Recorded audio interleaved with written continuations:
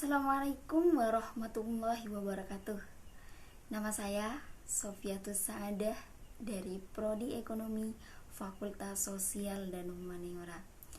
Saya akan mempresentasikan peraturan pemerintah pengganti Undang-Undang Nomor 8 Tahun 1962, yaitu tentang perdagangan barang-barang dalam pengawasan Presiden Republik Indonesia. Menimbang pertama, bahwa dalam rangka pelaksanaan ekonomi terpimpin dan komando tertinggi operasi ekonomi, perlu segera diambil tindakan-tindakan penertiban dan pengawasan tentang perdagangan barang-barang yang dianggap penting untuk kehidupan perekonomian, dengan maksud untuk mengamankan barang-barang tersebut. Kedua, bahwa berhubung dengan hal tersebut pada sub 1, dianggap perlu menunjukkan barang-barang yang dianggap penting sebagai barang-barang dalam pengawasan pemerintah, mengadakan pengawasan tentang wewenang untuk mengatur hal tersebut pada sub 2A. Ketiga, yang ke-A, bahwa Undang-Undang Krisis Ekspor 1933, Undang-Undang Barang-Barang dalam Pengawasan 1942, Undang-Undang Beras 1948, Undang-Undang Nomor 7 Tahun 1952, dan Undang-Undang Penimbunan Barang-Barang 1951 sudah tidak sesuai dengan keadaan dewasa ini dan perlu ditinjau kembali. 3B, bahwa oleh karena itu perlu segera diatur perdagangan barang-barang yang dianggap penting untuk ditunjuk sebagai barang-barang dalam pengawasan pemerintah. Yang keempat, bahwa karena keadaan memaksa, hal tersebut diatur dengan peraturan pemerintah pengganti undang-undang.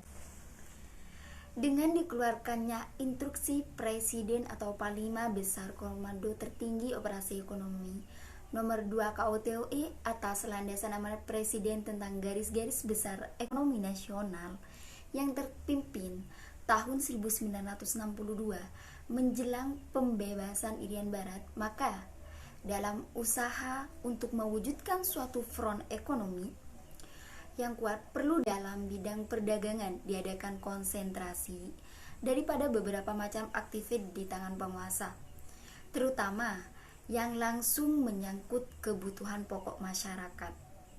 Dalam hal ini, penting sekali adanya pengawasan wewenang dalam perdagangan sesuai dengan maksud diadakannya regrouping kabinet kerja dan pengawasan atas perdagangan barang-barang yang dianggap esensial dan penting bagi penghidupan dan kehidupan ekonomi, dengan maksud mengamankan barang-barang tersebut di atas dapat mewujudkan Indonesianisasi dan sosialisasi di lapangan perdagangan.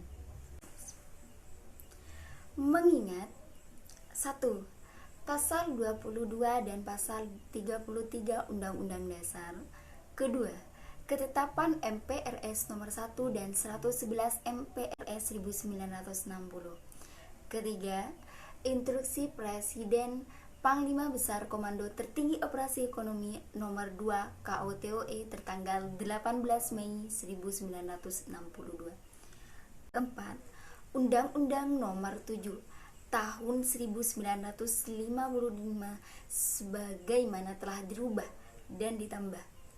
Kelima, Undang-Undang Krisis Ekspor 1933, Undang-Undang Barang-Barang dalam Pengawasan 1948, Undang-Undang Beras 1948, Undang-Undang Nomor 7 Tahun 1955, Undang-Undang Penimbunan Barang-Barang 1951. Lah, barang-barang penting ini perlu ditunjuk sebagai barang-barang dalam pengawasan pemerintah. Sampai sekarang ini masih berlaku beberapa undang-undang yang mengatur perdagangan barang, yaitu Undang-Undang Krisis Ekspor 1933 yang mengatur pengiriman barang-barang ke luar negeri dan antar pulau, Undang-Undang Barang dalam Pengawasan 1948 yang mengatur penguasaan barang-barang perlengkapan oleh pemerintah, Undang-Undang Beras 1948 yang mengatur persediaan dan peredaran beras. Undang-Undang Nomor 7 1952 sebagai daripada Undang-Undang Beras yang mengatur penggilingan padi dan perdagangan bahan makanan. Yang kelima, Undang-Undang Penimbunan Barang-barang 1951 yang mengatur penimbunan barang-barang. Lah, peraturan-peraturan tersebut di atas yang sebagian besar ditetapkan dalam zaman penjajahan sudah tidak sesuai lagi dengan keadaan dan iklim dewasa ini, sehingga perlu untuk menariknya kembali. Mengingat tujuan yang diuraikan tadi, maka dengan ditariknya kembali undang-undang tersebut di atas, juga sebagai tindakan penyederhanaan dikeluarkan satu peraturan induk yang sekaligus mencakup semua materi yang diatur oleh peraturan-peraturan lama itu, dan di mana tegaskan wewenang penguasa yang bersangkutan sehingga dapat diharapkan terselenggaranya perdagangan barang-barang penting dan pengawasan pemerintah dengan selancar-lancarnya. Sehingga memutuskan, pertama, mencabut Undang-Undang Krisis Ekspor 1933, Undang-Undang Barang-barang dalam Pengawasan 1948, Undang-Undang Beras 1948, Undang-Undang Nomor 7 Tahun 1952, dan Undang-Undang Penimbunan 1951 sebagaimana telah dirubah dan ditambah. Kedua, menetapkan peraturan pemerintah pengganti undang-undang tentang perdagangan barang-barang dalam pengawasan. Mungkin hanya ini yang dapat saya sampaikan, kurang lebihnya saya mohon maaf. Wassalamualaikum warahmatullahi wabarakatuh.